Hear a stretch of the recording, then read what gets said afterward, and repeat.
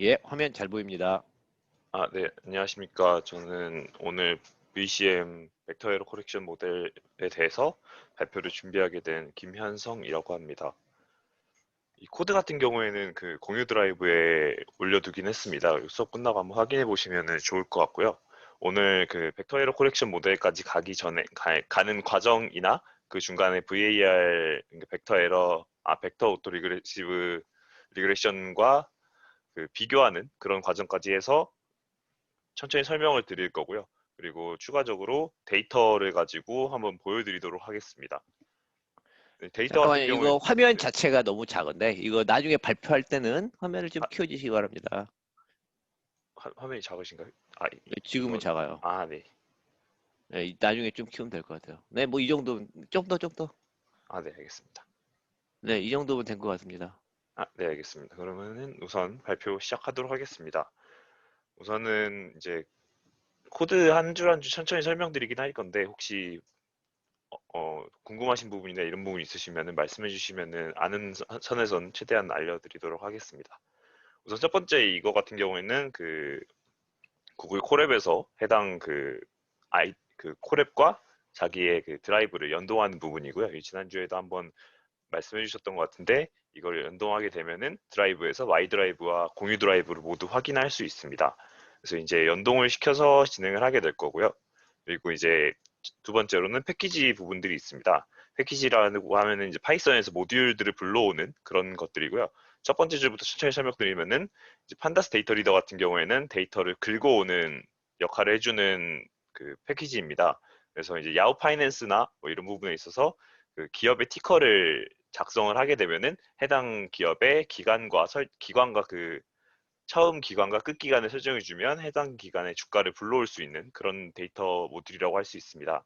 이제 아래쪽에 매트플립 같은 경우에는 그림을 그려주는 그 패키지고요.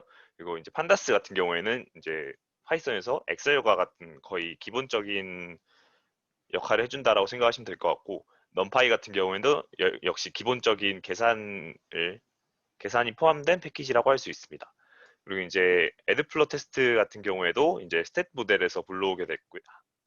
그 바탕이 네, 잠깐만요. 그 네네. 바탕이 까만색인데 바탕을 흰색으로 바꿔줄 수 있나요? 네, 가능합니다. 예, 흰색으로 바꿔주시고 그렇지 좀 낫네. 그다음에 옆에 X를 눌러서 그렇지. 네네네. 네, 네 이제는 괜찮은 것 같습니다. 네, 알겠습니다. 이제 요한슨 검정 패키지를 불러오는 부분이고, 이제 아래쪽은 이제 ACF와 PECF 그래프를 그린 부분들, 그리고 아래쪽 그랜저 커절리티 그리고 BCM을 불러오는 그런 패키지들을 위에 작성해 두었습니다. 먼저 이제 애드플로 테스트를 먼저 말씀드리자면은 시계열의 대부분은 스테이셔너리 하지 않습니다. 그러니까 스테이셔너리 하지 않다라고 하는 건 한국말로 이제 불안정한 시계열이라고 하게 되는데요. 스테이셔너리 하다라는 뜻은 간단히 말하면은 이제 시간에 따라서 평균과 분산이 변하지 않는 약간 이런 부분을 이야기하는 건데, 사실 대부분의 데이터를 생각해 보시면 우상향하는 트렌드를 가지고 있거나 아니면 하향하는 트렌드를 가지고 있거나 뭐 이런 기본적인 트렌드들을 가지고 있는 시계열들이 많습니다. 이제 불안정한 시계열을 가지고 이제 분석을 진행하게 되면은 허구적 회귀 현상이라는 그 현상이 발생할 수 있는데, 굉장히 이 부분이 문제가 되는 부분인데, 종속 변수와 이제 독립 변수와 각각에는 실제 관계가 별로 없는데 둘 다 이제 상향하는 추세다 그리고 하향하는 추세다라고 해서 강한 인과관계를 보인다라는 것이 허구적 회귀 현상이라고 하는데, 이런 예시로는 이제 미국의 과학 기술 투자와 미국 내에서 자살하는 사람의 수가 계속 상향하는 추세로 있습니다. 근데 이 두 개를 분석하게 되면은 이제 스테이셔너리 하지 않은 데이터를 분석을 하게 되면은 두 개 다 모두 상향하는 추세로 굉장히 유의하게 결과가 나오게 됩니다. 근데 이런 부분에 있어서는 이제 제대로 된 분석이 진행되었다고 할 수 없기 때문에 이제 기본적으로 시계열에서 모든 데이터들은 스테이셔너리하게 변환을 한 다음에 진행을 하고 있습니다. 이제 이거 같은 경우에 이제 스테이셔너리 한지 안 한지에 대해서 테스트하는 애드플로 테스트인데요. 이제 예전에 지난 그 강의에서 AR1 모델을 생각을 하시면은 이제 YT는 알파 플러스 베타, YT 마이너스 1 플러스 에러 텀 이렇게 표현할 수 있는데, 여기서 베타가 이제 기무가설은 베타가 1이다라는 거에 대해서 기무가설을 진행을 하게 되고요. 여기서 이제 그거를 기각할 수 있으면 스테이셔너리 하다라고 판단을 하는 그런 과정을 애드플로 테스트라고 하고 있습니다. 이제 그래서 이제 애드플로 테스트를 하기 위해서 데이터를 불러오는 과정을 한번 보여드리겠습니다. 아까 말씀드렸듯이 데이터 리더를 가지고 이제 주가 데이터를 불러오게 되는데요. 여기서 처음에 원하는 날짜를 설정을 해주시고요. 그 다음에 엔드 데이트를 설정을 해주시고 이제 데이터 리더 안에 이제 원하시는 그룹의 티커를 작성을 해주시고 뒤에 부분 야후 파이낸스에서 불러온다라는 뜻인데 이걸 한번 돌려보시면 이제 잠시만요. 해당 기간에 이제 그 구글의 데이터를 불러올 수 있습니다. 뭐 추가적으로 궁금하신 그게 있다면 여기서 이제 티커 부분만 바꿔주시면 티커 부분을 예를 들어서 제가 요즘 제일 관심이 많은 테슬라를 한번 검색을 해보면 테슬라의 주가 역시도 금방 불러올 수 있는 걸 알 수 있습니다.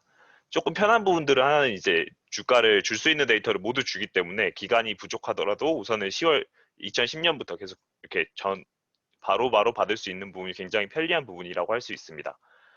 이제 그래서 아까 그 구글 데이터를 불러왔는데 구글 데이터 부분에서 우선 그 수정 주가를 사용해서 한번 그래프를 그려보도록 하겠습니다. 그래서 이제 그래프를 그리게 되면은 이 그래프 구글의 주가 그래프는 우상향하고 있는 걸 볼 수 있습니다. 그래서 해당 부분에 애드플로 테스트를 한번 진행을 해보도록 하겠습니다. 애드플로 테스트를 진행을 하게 되면 이제 P밸류가 0.05보다 훨씬 큰 0.97의 그 값을 보이고 있습니다. 아까 처음 말했듯이 기무가설은 이제 논스테이셔너리한 걸 기각을 해야 되는데 해당 부분은 0.97로 그 불안정성을 가진다라는 가설을 리젝하지 못하고 있습니다. 결론적으로 구글의 그 주가를 그 자체로 보면은 굉장히 불안정한 시계열이다라고 생각을 할 수 있습니다. 이제 그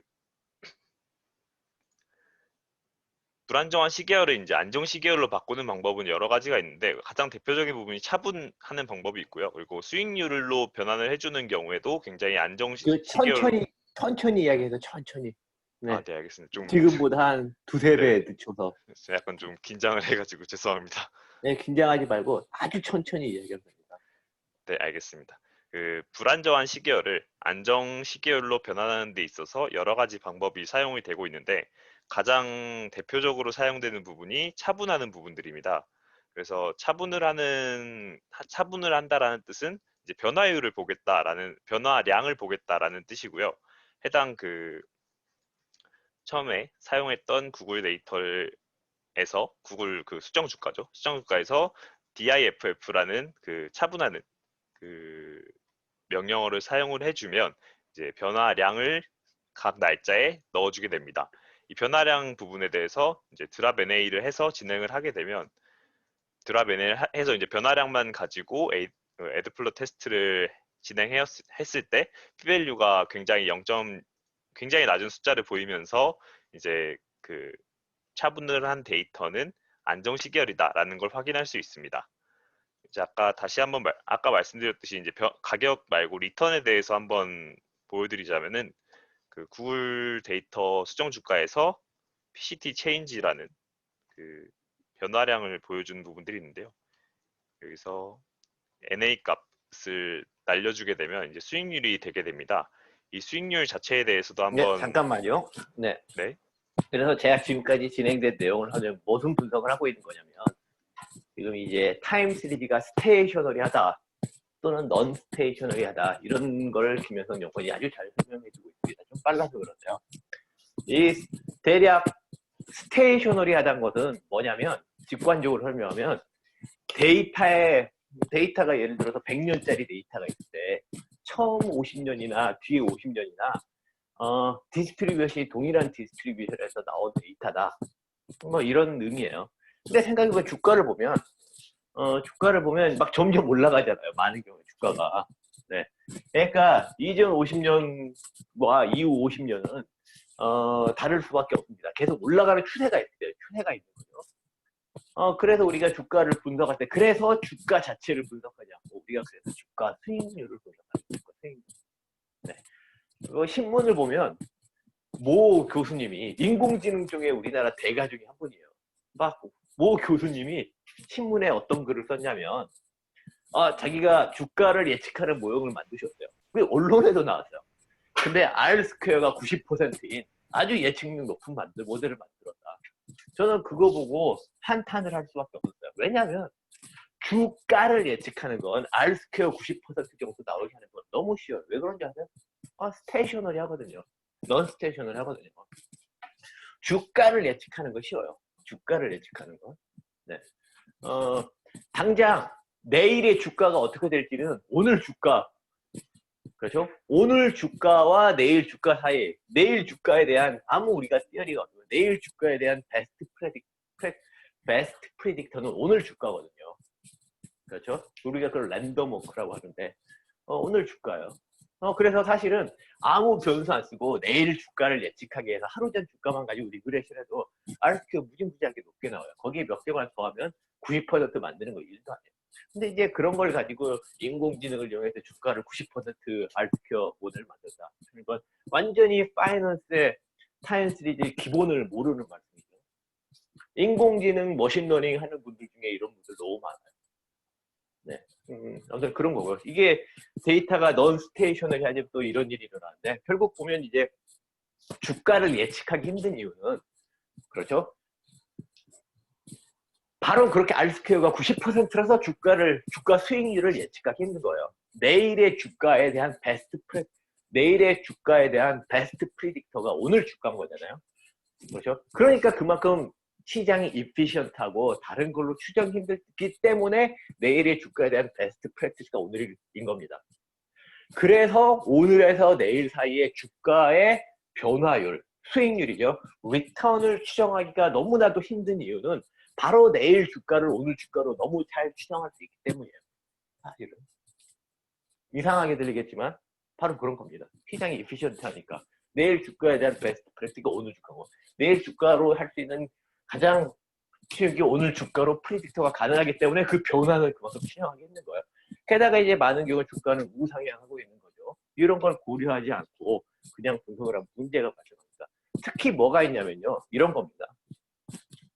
이것도 모 은행의 AI 대표님이 나오셔서 한 말인데 미국 주가 시장을 예측한다. 미국 주가 시장을 미국 S&P 500을 예측합니다. 하는데 인공지능으로 전 세계에 있는 모든 데이터를 가지고 추정을 한다.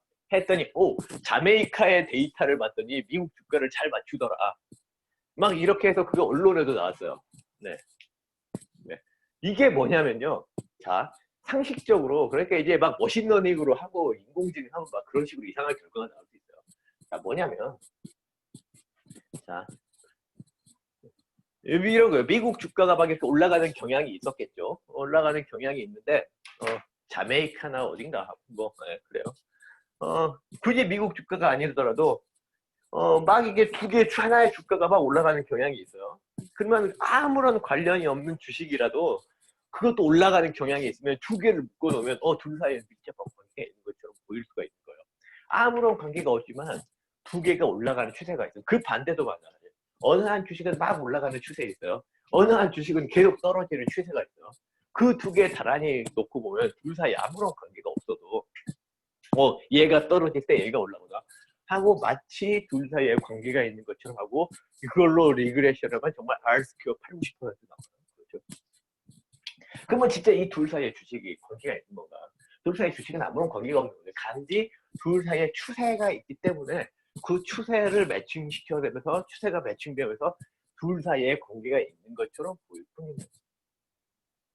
현재 뭐 주가를 예측하는 모델에서 글로벌 데이터를 분석한다 하는 것들은 대부분 이런 식의 기본을 못 지키고 있는 분석이 많아요. 그렇죠? 우리는 이제 배우니까 타임 시리즈도 배우고 이제 그런 게 잘못돼서 이제 하니까 이제 그렇게 분석하면 안 되겠죠.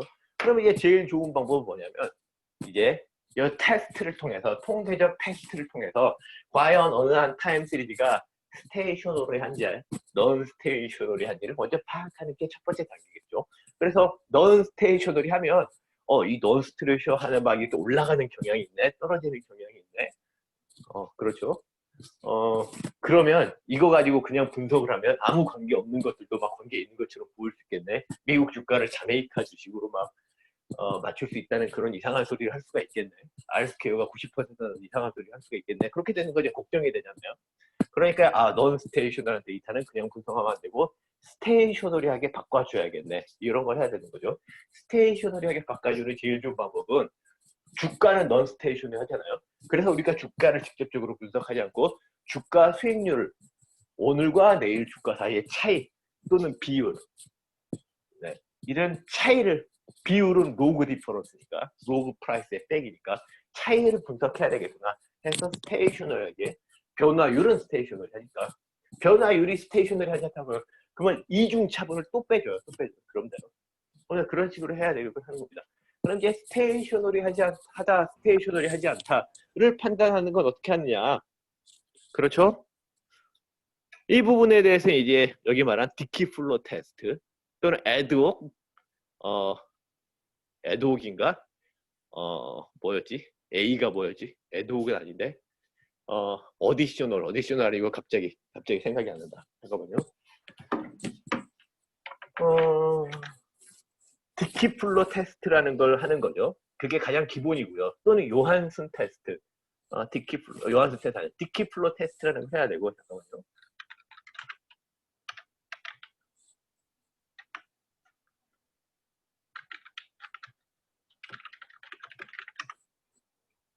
예, 디키플로 테스트 위키피디아 찾아보면 매우 잘 나옵니다. 디키플로 테스트를 하면 되고요. 디키 A자가 앞에 A가 붙은 건 뭐냐면 그 A가 뭘 말하는 거냐면, 그렇죠. 오그먼티드.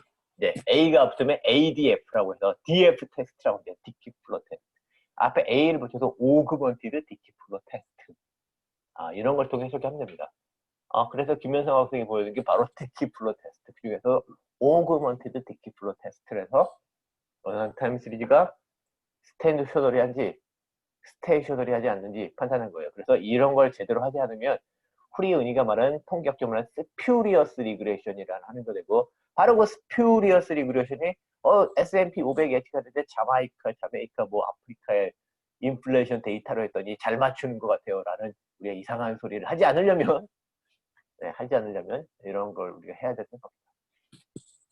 네. 그래서 그거부터 타임시리즈 할 때 사실 그거부터 해야 돼요. 그래서 그거부터 하고 그 다음에 벡터 에러 코렉션 모델이건 VAR이건 벡터 오토 리그레션 모델이건 이런 걸 해야 되는 겁니다. 자, 아무튼 이런 플로우고요. 그래서 지금 테슬라 데이터 이런 걸 가지고 김현성 학생이 넌 스테이셔너리 하는 걸 그래프로 보여주고, 그걸 실제적으로 디키플로 테스트로 넌 스테이셔너리 하다는 넌 스테이셔너리 가설을 기각할 수 없다는 걸 보여줬죠. 네. 현재 여기까지 진행이 된 상태입니다. 계속 진행해 주세요. 네, 알겠습니다. 네, 교수님께서 말씀하신 대로 이제 주가 자체로는 굉장히 넌스테이셔널리 하게 되는데, 이제 그것을 리턴으로 변환해서 다시 한번 확인해 보도록 하겠습니다. 똑같이 위에 있는 애드플로 테스트를 실행을 할 건데요. 이제 리턴에 대해서 실행을 하게 되면은 굉장히 낮은 피밸류를 보여주고 있습니다. 그래서 교수님 말씀하신 대로 주가보다는 이제 그러니까 수익률로 변환을 해서 분석을 진행을 하셔야 될 것 같습니다. 이제 그 애드플로 테스트 부분은 설명 부분은 끝났고요.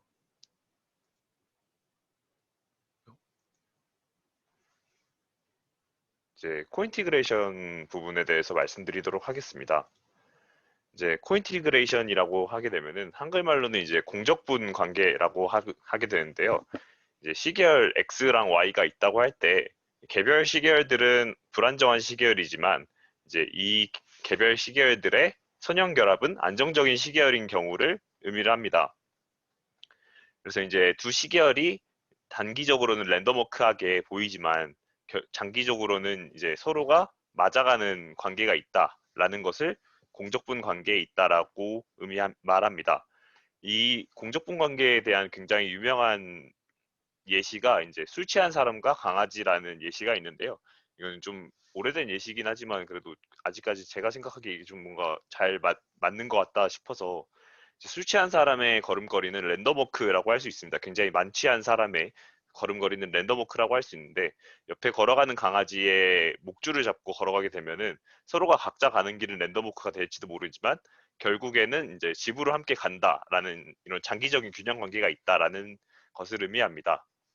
그래서 이 부분에 대해서는 그 공적분 관계가 있는 거에 대해서 어떻게 판단하느냐는 좀 여러 가지 식들이 있는데, 우선 이제 그 개별 시계열 X랑 Y를 리그레이션을 진행을 하게 됩니다. 리그레이션을 진행을 하게 되면 여기에 나와 있는 것처럼 YT는 베타1 플러스 베타2 곱하기 XT 플러스 에러텀으로 표현할 수 있는데요.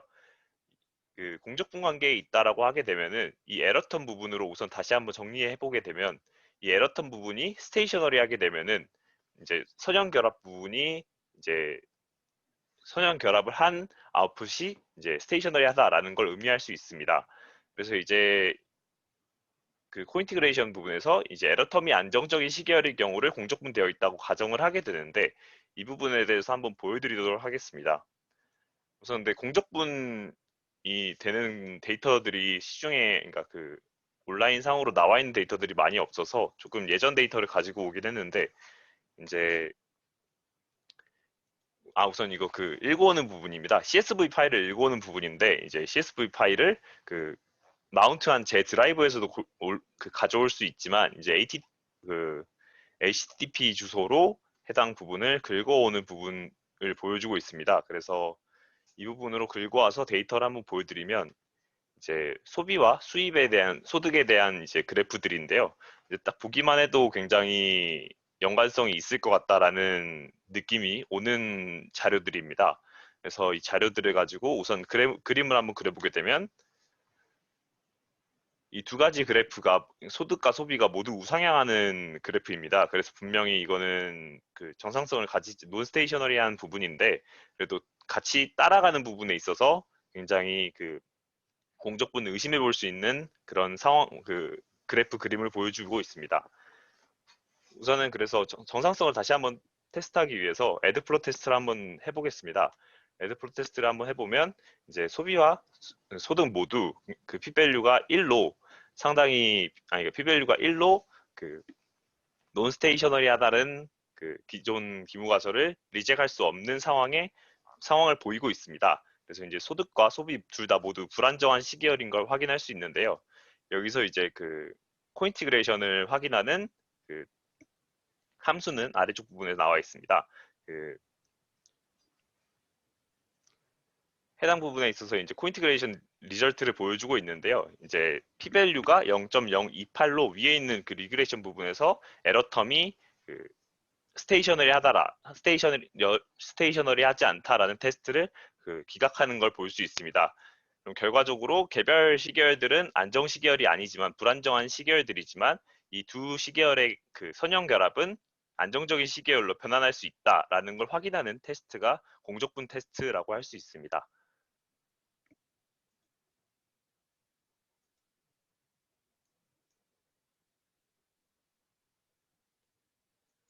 네, 이제 VAR 같은 경우에는 지난 시간에 진행을 해서 굉장히 짧게만 적어두긴 했는데, VAR 같은 경우에 해당 벡터로 만들어서 리그레션을 돌리는 부분들입니다. 여기서 이제 VAR2 모델을 가정을 해서 작성을 해놨습니다. YT 같은 경우에 C 플러스 A1 YT 마이너스 1 플러스 YT A2 YT T 마이너스 2 플러스 에러텀, 이렇게 표현할 수 있는데요. 이제 이 부분을 이제 조금 제약을 두는 부분들을 넘어가면은 이제 VCM으로 확장이 되게 됩니다. 그래서 VCM을 수식을 보여드리면, 우선은 VCM의 특징부터 말씀드리고 수식을 말씀드리도록 하겠습니다. VCM 같은 경우에는 공적분의 관계가 있는 변수들에 대해서만 사용이 가능합니다. 이 이유에 대해서 조금 아래쪽에 설명드리긴 할 텐데, 한 시점에서 볼 때 현재 시점은 장기 균형점으로 가는 이제 과정의 일부가 조정되어서 반영되고 있다라는 것을 의미하는데요. 여기서 아래쪽 식 먼저 보여드리면, 위에 VAR2 모델에서 이제 조금 산출을 하게 되면 YT에서 YT-1 부분을 빼주게 됩니다. 양변에 모두 빼주게 됩니다. 이렇게 해서 이걸 묶어주면은 여기 부분은 델타 값으로 묶이게 되고, 뒤에 부분도 여기 중간에 또 이제 마이너스 A2 YT-1 플러스 A2 YT-1 부분들이 들어가게 되는데, 그 부분을 조금 지우고 나서 이제 간략하게 설명을 드리자면, 델타 YT는 이제 C 플러스 파이 YT-1 플러스 감마 델타 YT-1 플러스 ET가 됩니다. 굉장히 조금 뭔가 간결하게 표현을 하게 됐는데 좀 개별 부분에 대해서 설명을 해드리자면 이제 YT의 변화량은 그 YT-1 그러니까 수준 변수죠. 차분하지 않은 변수도 넣게 되고 차분한 변수도 넣게 되는 부분을 볼 수 있습니다. 그래서 VCM에서는 이 부분을 그 파이 YT-1 부분을 에러 커렉팅 텀이라고 그 의미를 하고요. 이제 롱런 그러니까 장기적인 임팩트 매트릭스 부분을 나타내는 부분이 이 파이라고 할 수 있습니다. 그래서 여기 또 감마 부분은 숏런 그러니까 짧은 단기적인 임팩트를 보여주는 매트릭스라고 보여줍니다. 이게 공적분해 관계가 있는 변수들에서 사용이 가능한 이유는 여기에 있는 이제 그 수준 변수를 넣게 되기 때문에 이 수준 변수가 불안정한 시계열일 경우에는 굉장히 이 분석에 대해서 그 유의성이 떨어질 수 있습니다. 그렇지만 이제 공적분해 관계가 있다라고 하게 되면 이제 선형 결합을 통해서 안정 시계열로 그 바꿀 수 있다라는 성질로 이제 전체에 있는 변수들이 모두 안정 시계열이다라는 그 가정하에 진행을 하고 있습니다. 예, 이거 제가 잠깐 좀 설명할게요. 아까 이제 강남 부동산과 강북 부동산이 대표적인 사례예요. 예, 그 둘 사이에는 공적분 관계가 있습니다. 무슨 말이냐면 강남 부동산 가격도 막 올라가는 추세가 있는 거죠. 강북 부동산 가격도 막 올라가는 추세가 있다. 두 개 다 이제 넌 스테이셔너리예요. 근데 이제 직관적으로 둘 사이에 관계가 있어요. 그래서 우리가 강남 부동산 가격과 강북 부동산 가격의 비율을 봤더니 비율은 시간에 따라 안정적인 거예요. 항상 똑같진 않아요. 언제는 벌어졌다가 그 비율이 언제는 커졌다가 언제는 작아졌다가 근데 항상 보면 너무 커지면 다시 작아지는 경향이 있고 너무 작으면 다시 커지는 경향이 있더라. 이러면 이게 안정적인 거죠. 그렇죠? 둘 사이의 관계는 안정적이고 막 벌어지거나 그러지 않고 그렇게 공적분 관계가 있습니다. 그러면 이제 강남 부동산 가격과 부동산 가격을 추정하는 모델을 만들 수 있는 거예요. 뭐냐면 자 다음 달에 강남 부동산 가격과 다음 달에 강북 부동산 가격이 어떻게 될까 이게 모델링 하는 거예요. 근데 우리가 말했듯이 아까 주가를 예측할 때 주가 자체를 예측하는 게 아니라 항상 우리는 변화율, non-stationary 변화율을 예측해야 되잖아요. 강남 부동산 가격과 강북 부동산 가격이 막 올라가는 추세이기 때문에 그냥 부동산 가격 자체를 예측하는 모델을 만들면 사기가 되는 거예요. 사기. 아까 S&P 500과 자메이카처럼 스퓨리어스 리그레션이 되는 거예요. 그래서 우리는 그런 사기꾼이 되지 않기 위해서는 변화율, 이번 달에서 다음 달까지 부동산 가격이 몇 퍼센트 상승할까 하락할까 이제 그걸 추정하는 모델을 만들어야 돼요. 근데 이제 우리 아이디어가 뭐냐면 둘 사이의 관계가 일정하니까 강남 부동산 가격과 강북 부동산 가격 사이의 비율이 커지면 줄어들 거고 둘 사이 줄어들 거고 분모가 강남 부동산 가격이고 분모가 강북 부동산 가격이면 여기 로그를 취해요. 그러면 로그 강북 부동산 가격 빼기 로그 강남 부동산 가격이 되겠죠. 그래서 비율을 보는 거나 마찬가지인데 그래서 이 로그 강북 아파트 가격과 로그 강남 아파트 가격 사이에 괴리가 커지면 그러면 강남 부동산 가격은 올라갈 거고 이게 강남 부동산 괴리가 커지면 강남 부동산 가격은 떨어질 거고 강북 부동산 가격은 올라갈 것 같다. 그렇죠? 우리가 이런 식의 모델을 만들 수 있겠죠. 괴리가 음으로 커지면 반대로 괴리가 막 양으로 커지면 그렇죠? 로그 강북 아파트 가격 빼기 로그 강남 아파트 가격이 너무 양수로 커지면 강북 아파트 가격은 상대적으로 떨어질 거고 즉 강북 아파트 가격의 변화율은 낮아질 거고 강남 아파트 가격의 변화율은 커질 거라고 이렇게 추정할 수 있겠죠. 그럼 이제 우리가 모델을 할 때 바로 김현성 학생이 여기 써줄 글식을 하는 거예요. 자, 맨 왼쪽 델타 YT라고 되어 있는 부분이 있죠. 델타 YT가 뭐냐면 이번 달에서 다음 달까지 강남 아파트 가격, 로그 강남 아파트 가격의 변화. 그렇죠? 로그 강남 아파트 가격의 변화는 그러니까 그 사이가 수익률인 거죠. 그게 여러분도 아시다시피. 그래서 기본적으로 우리는 항상 로그를 분석합니다. 그래서 다 로그라고 생각하면 돼요. 그래서 델타 Y는 뭐냐면 자, 이번 달 로그, 다음 달 로그 강북 아파트 가격 빼기 이번 달 로그 강남 아파트 가격. 그 다음에 두 번째는 로그 다음 달 로그 강남 아파트 가격 빼기 이번 달 로그 강남 아파트가격 빼기니까 이제 델타가 돼. 그게 맨 왼쪽에 디펜던트 베리어블이 되고 인디펜던트 베리어블 수준 변수 말한 대로 이번 달에 로그 강남 아파트 가격과 이번 달에 로그 강북 아파트 가격 이렇게 써주는 거예요. 물론 지난달의 변화율 이런 것도 과거 컨트롤 베리어블을 쭉 뒤에 넣어줄 수 있어요. 그게 뒤에 삼각형이에요. 근데 이제 그 핵심적인 건 아니고 가장 중요한 그 수준 변수인 거죠. 그래서 만약 둘 사이에 그런 안정적인 관계가 있고 비율이 예를 들어서 강북 아파트 가격과 강남 아파트 가격은 대략 항상 2배 차이가 있다. 그러면 이제 람다 여기 보면 파이 빅 파이 있죠. 수준 변수 앞에 있는 거 C 플러스 빅 파이 Y T 마이너스 1인데 거기 빅 파이에 예를 들어서 강북 빅 파이에 이제 그 계수가 1, 2 이런 식으로 들어가겠죠. 그렇죠? 그 비율에 해당하는 값들이. 그래서 강남 아파트 가격과 강북 아파트 가격의 변화율은 각각 그 차이에 의해서 강남 아파트 가격의 현재 수준과 강북 아파트 가격의 수준의 둘 사이의 비율.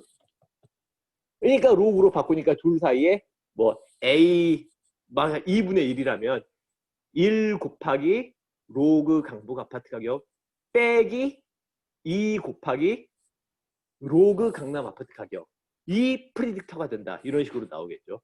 그래서 그 관계 이제 벡터로 표현한 게 이제 빅파이고 그런 것들이 나올 겁니다.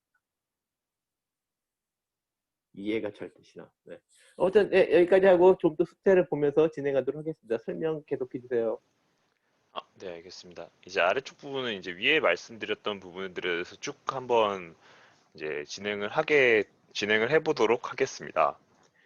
이제 아까 똑같은 데이터를 어차피 사용을 할 거라서 한 번만 다시 더 불러오도록 하겠습니다. 그래서 이제 데이터의 경우 1929년부터 1994년까지 데이터를 나타내고 있고요. 방금 전에도 말씀드렸지만 이제 불안정한 시계열의 공적분 되고 이제 분석까지 잘 되는 데이터들이 생각보다 많지가 않아서 우선은 조금 예전 데이터지만 가져와서 분석을 한번 진행해 보도록 하겠습니다. 우선 서머리 스탯 부분들을 보게 되면 디스크라이브 부분을 보게 되면 이제 평균 값에 대해서 확인할 수 있고 분산 값에 대해서도 확인할 수 있습니다. 이 부분에 있어서 조금 잘못된 데이터들을 확인을 할 수 있고 이제 이걸 그림을 아까도 그렸지만 plt.plot의 이제 패키지를 사용해서 그림을 한번 그려보도록 하겠습니다. 이제 코릴레이션 부분에 대해서 확인할 수 있는데 두 변수가 굉장히 코릴레이션이 높다라는 0.99로 굉장히 높다라는 걸 확인할 수 있고요. 지난 시간에 이제 아리마를 강의해 주신 양성택님의 강의를 잘 들으셨을 것 같아서 그 부분에 이제 ACF 부분에 대해서도 확인할 수 있습니다. ACF에 대해서 이제 아직 수렴하지 않고 굉장히 높은 부분들을 볼 수 있죠. 자기 상관성이 잘 제거되지 않은 불안정한 시계열인 것을 확인할 수 있습니다. 여기서는 그래도 이제 수치상으로 한번 확인해 보기 위해서 에드플로 테스트를 한번 진행해 보도록 하겠습니다. 에드플로 테스트를 진행을 해봤더니 두 변수 모두 p-value가 굉장히 높게 나와서 그 논 스테이셔너리하다는 기모가스를 기각할 수 없기 때문에 이 컨섬션, 소비 부분과 인컴 소득 부분이 두 변수 모두 불안정한 시계열인 걸 확인할 수 있습니다.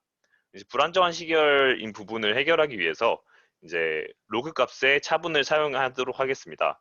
로그 값을 빼주는 거죠. 그러니까 로그 값을 빼주는 부분을 만들어서 그 에드플로 테스트를 한번 진행해 보겠습니다. 로그 값을 빼준 이제 에드플로 테스트를 진행을 하게 되면 두 변수 모두 p-value가 0.05보다 낮으므로 그래도 불안정한 시계열이 아닌 안정 시계열로 판단을 할 수 있습니다. 그래서 이제 그림을 한번 그려보면은 이렇게 굉장히 처음 부분은 그렇게 안정적이진 않지만 뒷부분이 굉장히 안정적인 시계열로 변화한 것을 볼 수 있습니다. 똑같이 이제 ACF를 오토 코릴레이션을 한번 그려볼 수 있고요. 잠시만요.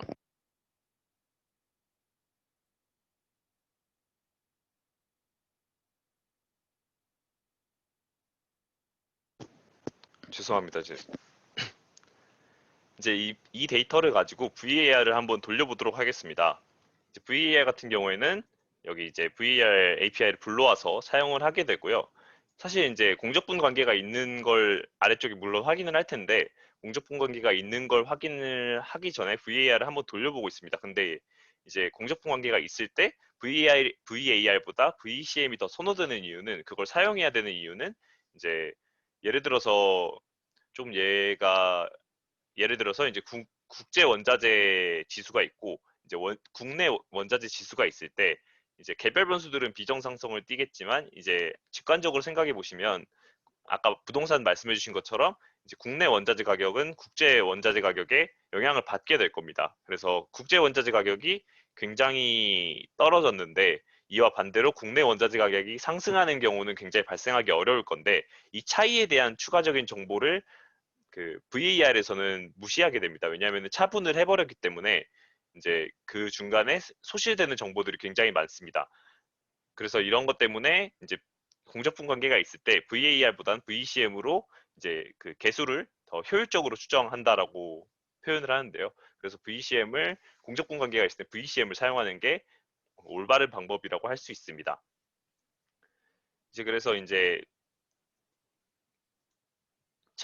로그 차분한 데이터를 가지고 VAR을 한번 돌려본 결과를 보여드리겠습니다. 보여드리면 여기 그 컨섬션 같은 경우엔 그 레그 1의 컨섬션이 굉장히 T스탯이 높고요. 그러니까 소비가 지난 기수의 소비의 그 유의성이 굉장히 높은 걸 볼 수 있고요. 이제 인컴 같은 경우에는 소비보다는 지난 그 시기에 소득과 굉장히 유의성이 높은 걸 확인할 수 있습니다. 이제 레그 셀렉션 부분인데요. 레그 셀렉션 부분은 이제 BIC를 사용할 수도 있고 AIC를 사용할 수도 있는데, 이제 저는 우선 AIC로 우선 사용해 보도록 하겠습니다. AIC로 사용하게 되면은 AIC 값이 가장 낮은 레그 오더를 설정을 해주게 되는데, 그 오더는 11이라고 합니다. 그 분석 결과로는 그렇지만 사실 확인해 보면 그렇게 크게 차이 나진 않는데, 그래도 AIC 기준으로 설정한다라고 했을 땐 레그가 11 정도가 나와야 된다고 합니다. 그래서 그랜저 커절리티를 한번 보게 되면은 인컴에 대해서는 그 소비가 그랜저 커절리티를 그 소득에 대해서 그랜저 커절리티를 유발한다라는 기무가설은 그 비각을 할 수 없는 p-밸류를 보여주고 있습니다. 크리티컬 밸류보다 작은 테스트 스태틱스도 보여주고 있고요. 그래서 이거 같은 경우에는 그렇고, 두 번째 같은 경우에는 인컴이 그 컨섬션을 그랜저 커절리티 하지 못한다라는 기무가설을 기각하고 있습니다. 그러므로 이제 소득이 그 소비에 그랜저 커터리티를 유발한다라고 생각하시면 될 것 같습니다. 해당 분석 결과는 그렇게 나오긴 했습니다. 그래서 이제 맥스 레그를 이제 결정을 하고 나서 레그를 돌리게 됐는데, 돌리게 되면은 굉장히 긴 기간에 대해서 레그를 보여주게 잠깐만요. 됩니다. 위에 결과 다시 한번 보여줄래요? 이 그러니까 이 부분 결과를 말씀하시죠. 보면 consumption does not grandeur cause 하는 건 기각을 하지 못하고, 그 다음에 income does not grandeur cause consumption 하는 건 기각을 했네.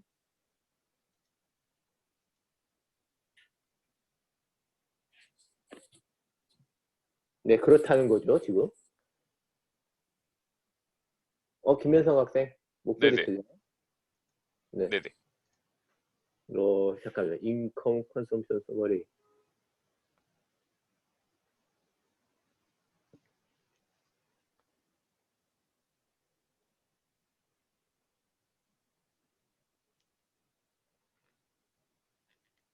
잠깐, 뭔가 이거 반대로 해석한 거 아니야, 지금?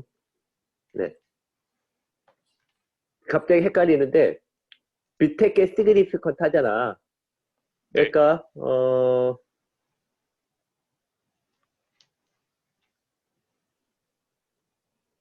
잠깐만, 별이 붙어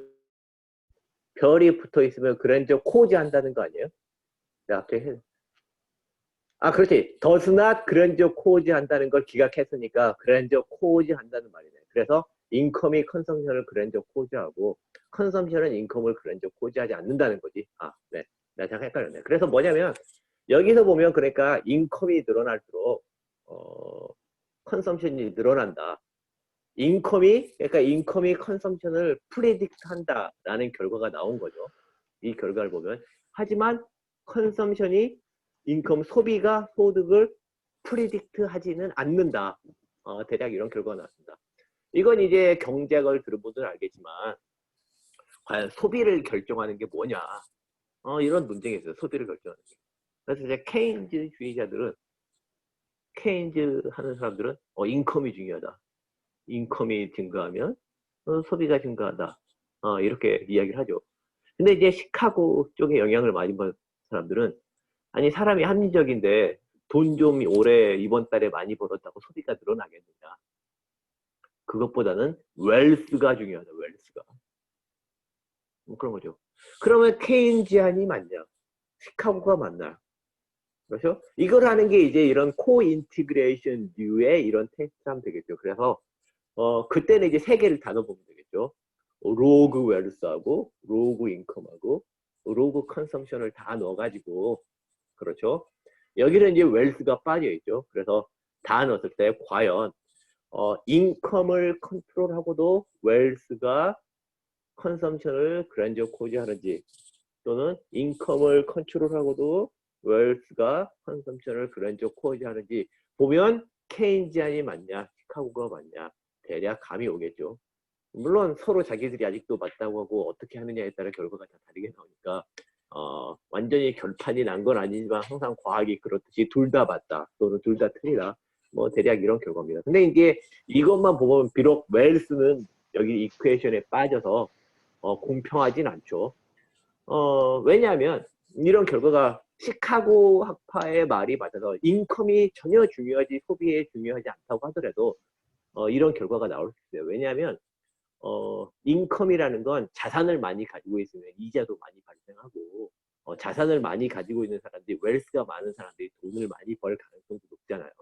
그래서 웰스가 컨섬션을 코어지 하더라도 이런 결과가 나올 수 있는 거죠. 그러니까 이것만 가지고 시카고 가는 사람들이 케인지가 맞고 우리가 틀렸네라고 할 가능성은 없는 거죠.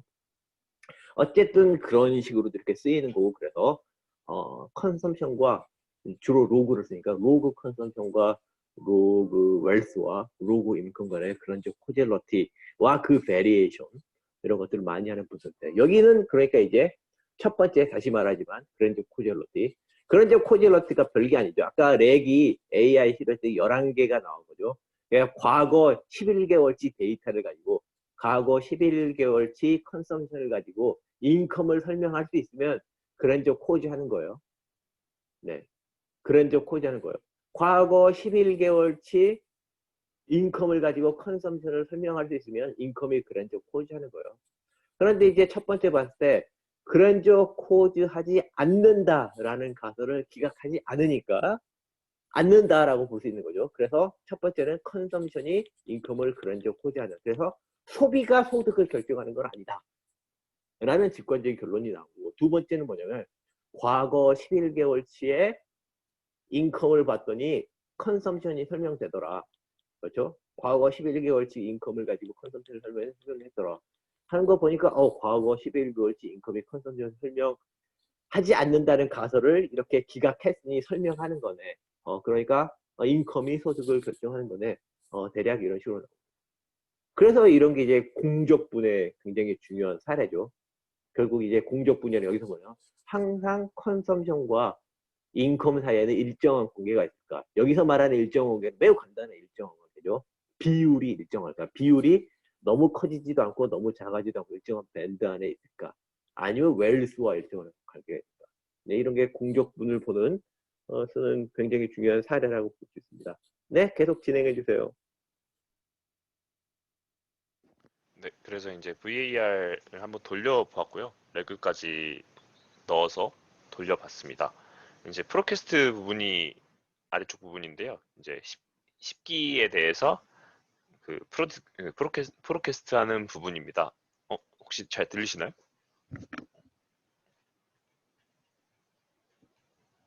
네, 그래서 이 부분에 대해서는 이제 10기 이후에 19에 대해서 이제 포르캐스트 하는 부분이고요. 이제 VAR 부분이 아니라 사실 공적분 관계가 있기 때문에 VCM 모델을 사용해야 더 적절하다고 아까 말씀드렸는데 그걸 따라서 VCM 한번 보여드리도록 하겠습니다. 이제 VCM 같은 경우에는 차분한 결과가 아니라 그 데이터 자체를 넣어야 하는데요. 그래서 이제 스탠다드 표준화를 한 다음에 데이터를 넣도록 하겠습니다. 데이터를 보시면 아까 이 데이터를 이제 스탠다드를 진행을 해서 표준화를 해서 넣어주도록 하겠습니다. 넣어주게 되면은 우선 이제 아까 위에서 포인트로 보여드리긴 했는데 이제 요한슨 검정 같은 경우를 보여드리기 위해서 아래쪽에 왔습니다. 이제 요한슨 검정을 보여드리면 네, 요한슨 검정 같은 거 보여드리면 여기 아래쪽이 이제 그 요한슨 검정에 대한 표인데요. 이제 공적분 관계가 하나도 없다라는 게 첫 번째 부분이고요. 이제 한 개 이상 있다. 그러니까 두 개, 네, 그렇게 보여주는 게 아래쪽 부분입니다. 그래서 이 표를 한번 해석, 이건 트레이스 검정량 기준으로 크리티컬 밸류가 나오고 테스트 스태티스틱스가 나오는데 이제 보게 되면은 공적분 관계가 하나도 없다라는 기문과설에 대해서는 크리티컬 밸류보다 테스트 밸류가 더 높기 때문에 그거에 대해서 기각을 할 수 있습니다. 근데 이제 한 개 이상 있다라고 하게 되면은 그 부분에 대해서는 크리티컬 밸류가 그 테스트 밸류보다 굉장히 작기 때문에 두 관계에서 공적분 관계가 하나 있는 걸 확인할 수 있습니다. 공적분 관계가 있다라는 걸 이 부분에 대해서 확인할 수 있고요. 여기 아래서 이제 맥스 아이겐 밸류 부분에 대해서 똑같이 산출을 하게 되는데 이 부분 역시도 크리티컬 밸류보다 테스트 밸류가 더 높기 때문에 공적분 관계가 있다라는 걸 확인할 수 있습니다. 물론 이거 아까 위에서 포인트라는 그 함수를 사용하긴 했지만 그 사실 좀 순서가 바뀌었습니다. 이제 VAR 돌리기 전에 이걸 한번 확인을 해봐야 되는데 VAR 돌리기 전에 그러니까 아까 정상성을 확인한 다음에 레그 셀렉션을 한 이후에 이제 공적분 관계가 있으면 VCM으로 넘어가야 되고 공적분 관계가 없으면 이제 VAR로 계속 돌려도 되는 건데 이제 VCM 부분에 대해서 한번 보여드리도록 하겠습니다. 이제 레고드 셀렉션을 한번 했고요. 그래서 아래쪽 부분에 있어서 그 스탠다드로 만든 부분에 대해서 VCM을 한번 돌려보도록 하겠습니다. VCM을 돌렸을 때 아래 표가 나오게 되는데 이 표에서 우선 레그 1으로 두긴 했는데 여기 위에서 그 BIC 기준으로 AIC 기준으로 1로 선택을 하라고 우선 레그 오드가 나와서 그 부분에 대해서 우선 레그를 1만 두고 한번 진행을 했습니다. 이제 아래 표를 한번 해석을 하게 되면 이제 그 컨섬션에 대해서 아까 인컴이 굉장히 유의하게 나오게 되고 인컴에 대해서 인컴 그 자체 그 지난 기수의 인컴 값에 대해서 굉장히 유의하게 나오는 걸 확인할 수 있습니다. 추가적으로 인컴에 대해서 지난 기수의 그 소비에 대한 그 유의성도 굉장히 높게 나오는 걸 확인할 수 있습니다. 근데 이제 VCM에서 조금 가장 중요한 부분들이 이제 에러 커렉팅 텀인데요. 여기 보시면은 에러 커렉팅 텀 그 소비의 에러 커렉팅 텀이 하나 있고 이제 인컴의 에러 커렉팅 텀이 하나 있습니다.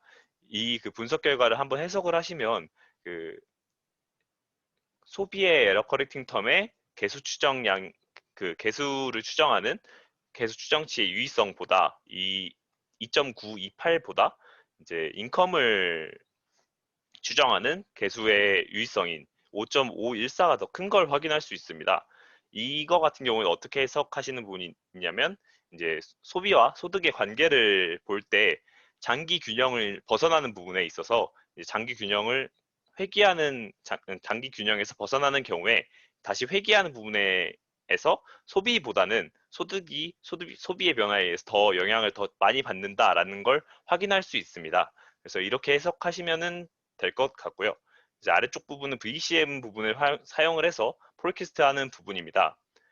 그래서 이제 10기 정도를 똑같이 폴캐스트 했는데 위에 그래프와 조금 다른 이유는 위에 그래프는 로그 차분한 그래프를 보여드린 거고 아래쪽 부분에 대해서는 그냥 기존 값에 대해서 그 부분을 확인하기 때문에 그 피팅을 살짝 이 아까 위에서 본 그래프랑 마찬가지로 똑같이 우상향하고 있는 모습을 볼 수 있습니다. 근데 이제 제가 이게 VCM 같은 경우에 파이썬에서 아직 제대로 패키지가 그 스테타나 이런 부분에서 굉장히 자세하게 표현돼 있고 굉장히 설명 부분이나 이런 게 많긴 한데 이제 그 파이썬에서는 아직 그 VCM에 대해서 완전하게 그 잘 정리된 그 문서라던가 아니면은 데이터나 그 패키지 같은 경우도 아직 결과값이 제대로 나오지 않는 경우가 좀 많더라고요. 그래서 이 부분에 대해서는 제가 완전하게는 분석이 끝내지 못했는데 이 부분에 대해서 추가적으로 문서 같은 거 작업을 해서 다음 시간까지 한번 공유해 드리도록 하겠습니다. 이제 되게 좋고요. 한번 위로 올라가 볼래요? 네. 그러니까 이거 결과 자체가 좀 약간 이해하기 힘들게 좀 약간 애매하게 나오네. 로딩 네네. 코에션 알파, 볼 이퀘이션 알파, 이퀘이션 컨셉 이렇게 ECI가 뭐야? EC1이 에러 커렉팅 텀입니다. 에러 코렉션 텀의 정의는 여기서 어떻게 하고 있는 거예요? 잠시만요. 위쪽에 에러 커렉팅 텀 위에 수식 말씀드렸을 때, 사실 저도 이 부분에 대해서 아직 완전하게 이해가 되진 않아서 에러 커렉팅 텀 부분으로 이제 수준 변수의 영향을 보여준다라고 이렇게 저는 생각을 했는데, 잠깐만요. 잠깐만 한번 그 표를 조금만 더 올려볼래요? 네, 맨 위에 결과부터 하나씩. 잠깐 내려와서 아까 방금 네네네. 마지막 제일 중요한 표. 네. 어디? terms outside, 잠깐만요. 읽어봐요. terms outside the co-integrated relationship, lagged endogenous. 그래서 for 오케이. consumption을 설명하는데 로그 컨섬, lag consumption과 lag. 이건 이해가 쉽고. 그 다음에 income을 설명하는데 lag consumption, lag이 되고. 그 다음에는 consumption을 설명하는데 error correction term이 이렇게 되고, income에서 error correction term이 하는데,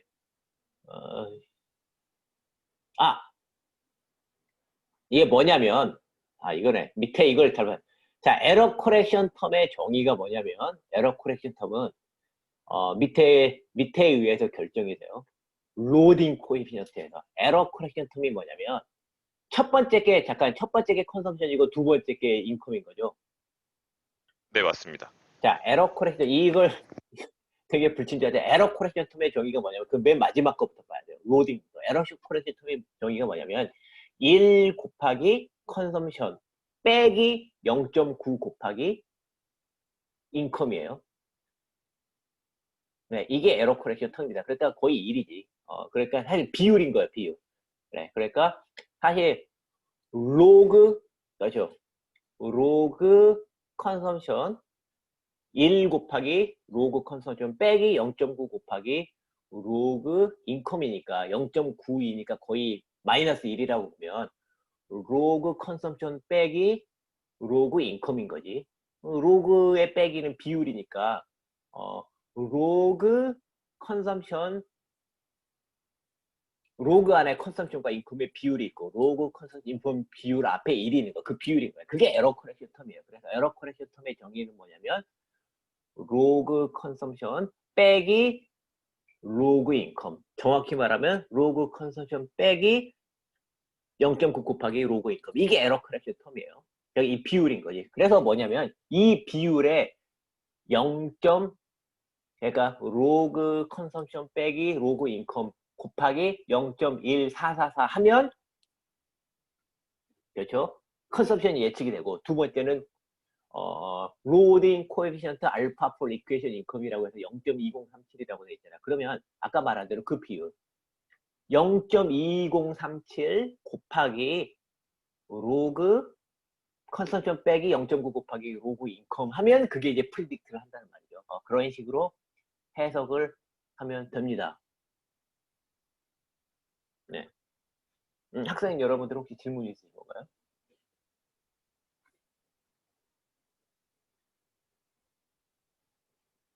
네, 그런 식으로 한번 해보면 되고, 제 생각에는 이건 워낙 중요하고 이 분야에 워낙 사기꾼들이 많아서 이거 중요해. 그래서 내 생각에 다다음 주에 김은총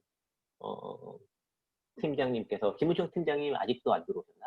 김은총 팀장님 뉴럴 네트워크로 분석하는 법을 간단히 설명을 해주시겠지만, 다음 주에 간단히 내 생각에는 김현성 연구원이 S&P 500 주가, 그 다음에 코스피 200 두 개를 가지고 코인티그레이션을 한번 해보면 어떨까? 네, 알겠습니다. 그러니까 데일리 데이터로 하지 말고 위클리 데이터로. 데일리로 하면 네네. 시간이 안 맞잖아. 네네. 그래서 위클리 데이터로 코스피 200 인덱스하고, 아니면 ETF 두 개를 골라도 돼. 타이거 200이나 코덱스 200 있잖아요. 네, 알겠습니다. 그 ETF 데이터를 다운로드 받고, S&P 500 ETF 제일 유명한 게 스파이더잖아. 그렇죠? 스파이더 ETF. 네, 스테이트출에서 만든 스파이더 ETF가 있어. SPDR이라고. 네, 그 ETF 데이터 두 개를 가지고 간단히 페어 트레이딩을 한번 해보면, 페어 트레이딩 전략, 뭐 결과가 안 나올 수도 있지만 간단히 그런 식으로 다시 한번 예를 그 두 개로 로그로, 물론 로그 SPDR, 로그, 타이거 200 해서 이 두 개로 로그 취한 걸로 간단히 한번 페어 트레이딩 알고리즘을 한번 만들어서 다시 한번 설명을 복습을 해주면 좋을 것 같아요. 네, 알겠습니다. 잘 부탁합니다. 네. 혹시 오늘 코인티그레이션에 대해서 아주 빠른 시간에 코인티그레이션부터 네, VCM까지 빠른 속도를 했는데 혹시 학생 여러분들 이 부분에 대해서 질문 있으신가요? 네. 없으면 이 정도로 마치겠습니다.